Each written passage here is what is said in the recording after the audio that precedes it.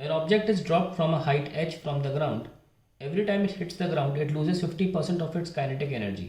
The total distance covered as t tends to infinity is. तो question ये कह रहा है कि एक h हाइट से एक ऑब्जेक्ट को गिराते हैं और हर टिप्पे के बाद, हर बाउंस के बाद it loses 50% of its energy.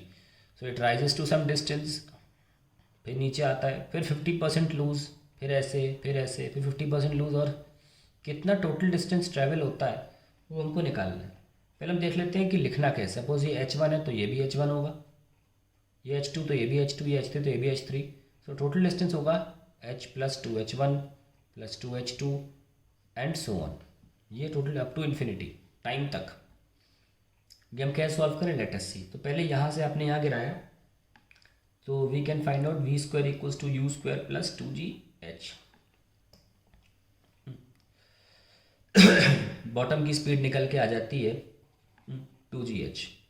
और फिर हमें ये पता है कि अब के बाद जो एनर्जी है, यानी कि अब जो बॉटम पे काइनेटिक एनर्जी है हाफ mv स्क्वायर, इसका 50% ही एनर्जी हमको अगली बार मिलने वाली है. तो अगली बार जो काइनेटिक एनर्जी थी उसका 50% ही केवल हम यूज़ कर पा रहे हैं और ऊपर उठ पा रहे हैं mgh1. ठीक है. सो दिस काइनेटिक एनर्जी है उसका 50% ही इस्तेमाल हो पा रहा है to give me some potential energy, that is to raise the ball to certain height h1. m से m cancel, so I am getting h1 is equals to v square by 4g, whereas we have, यहाँ पे हमारा जो h था वो v square bye 2g था. ध्यान से देखें तो एक तरह से हम देख सकते हैं कि इस बार h1 जो है वो आधा हो गया है. ठीक है.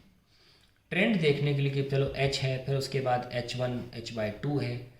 अगली बार हम एक बार और चेक कर लेते हैं. एक बार में हम गारंटी दे नहीं सकते, क्या पता कुछ और हो जाए, h/8 आ जाए, हम कुछ नहीं कह सकते. तो एक बार और हमें चेक करना पड़ेगा. ठीक है. सो पहला बाउंस तो हो गया, फर्स्ट बाउंस पे ऐसी कहानी हो जाती है. तो यहाँ से h1 ट्रैवल करने के बाद अब ये उठेगा.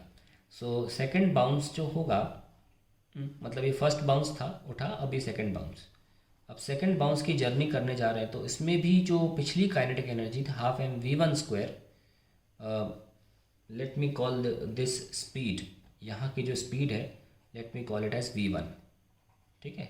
सो इसका भी आधा ही हम यूज़ कर रहे हैं और I am getting mgh2. Okay. So m से m cancel and we have v1 square by 4g as h2 and v1 square can be written as, जैसे कि हम इसकी बात करें, v1 अगर निकालना हो हमें तो हाफ m v1 स्क्वायर की मदद से ही mgh1 आया था. तो m से m कैंसिल, सो v1 स्क्वायर एक्चुअली 2gh1 के बराबर है ना. सो हम यहाँ लिख सकते हैं 2gh1 अपॉन 4g, ये 2 टाइम्स गया. सो h2 जो आ गया वो h1/2 आ जाएगा और ख़ुद h1 था h/2. So we have h/4. तो ट्रेंड हमारा पकड़ गया हमने, h/2 h/4, तो आधे आधे से कम होता चला जाएगा. ठीक है. अब हम इसको लिख सकते हैं.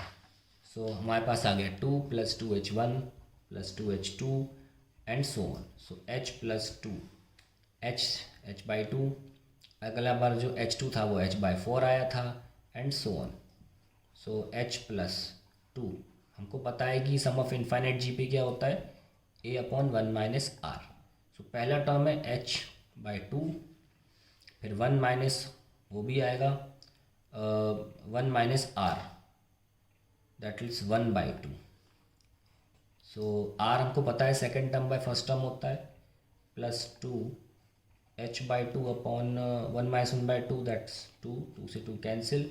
सो I am getting 3h. That is the answer. अगर किसी को यहाँ कुछ प्रॉब्लम है तो जो दोबारा ज़रा रिपीट करिए इस पोर्शन में मैंने क्या किया है. ठीक है. I hope you will get it.